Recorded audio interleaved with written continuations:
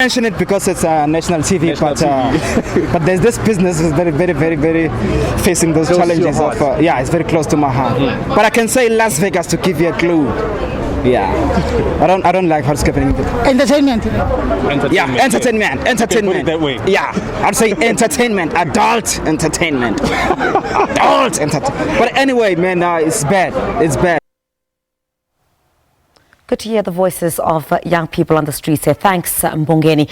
Let's chat a bit now about this and other things. How possibly this economic recovery plan could reach its potential or take shape. Dr. Lumkile Mondi from the School of Economics and Finance at Wits University joins me now live. Dr. Mondi, a very good evening to you, sir. Thank you very much indeed for joining us on the program.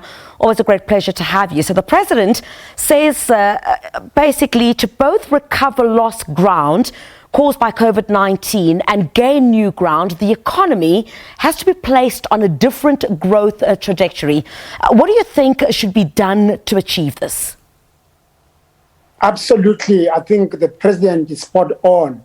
Criselda, I just want to remind our viewers that South Africa's economic infrastructure at the moment is what Fine and Rastomshe referred to as a minerals and energy complex, where mining with the financial services linked to it have been very, very dominant. So therefore, what the president is saying is what many of us have been observing since 1994, that structural change in South Africa has to take place, particularly if we're going to integrate the millions of black people who come out of universities.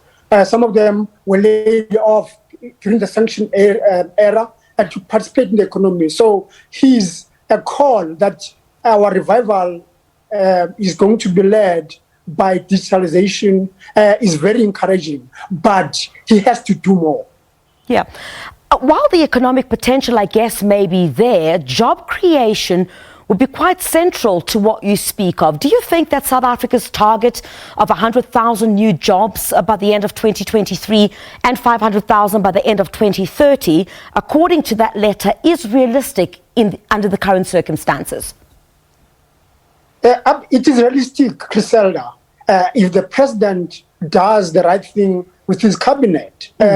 Criselda, we just committed ourselves to old technology on the energy side. We know that the president chaired the war room in 2015 at ESCOM, and we are not changed at all to change our energy infrastructure towards new forms of technology.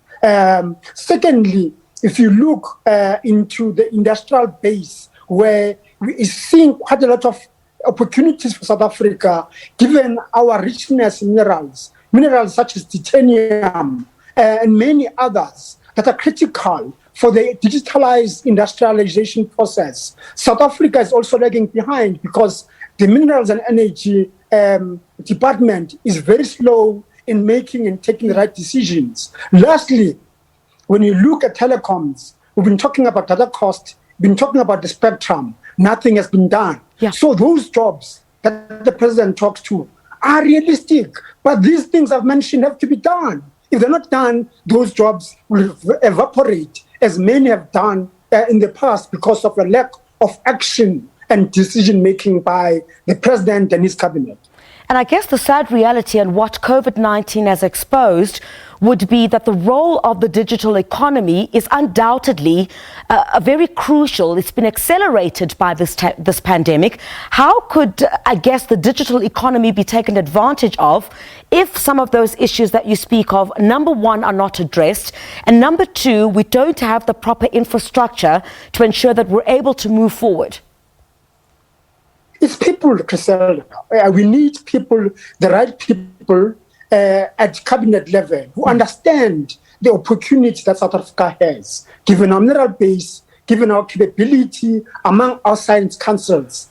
As we have shown during the COVID-19, how our health sciences are solid they are. So we need that taking place even at cabinet level, that you will competent people that understand the opportunity and the agency of acting.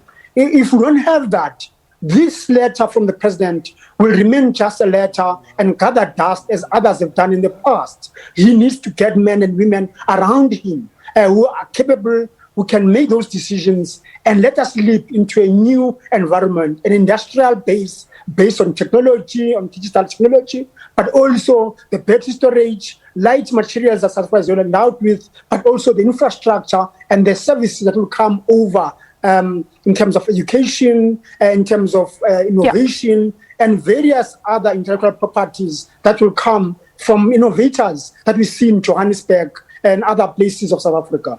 Just very quickly, Dr. Mondi, we're running out of time. Why has the president, I guess, failed to do this? You speak about Eskom, and I think one of the greatest stumbling blocks, I guess many people could argue, is this inconsistent energy supply to South Africa, where many businesses are running into big trouble because Eskom is simply not working.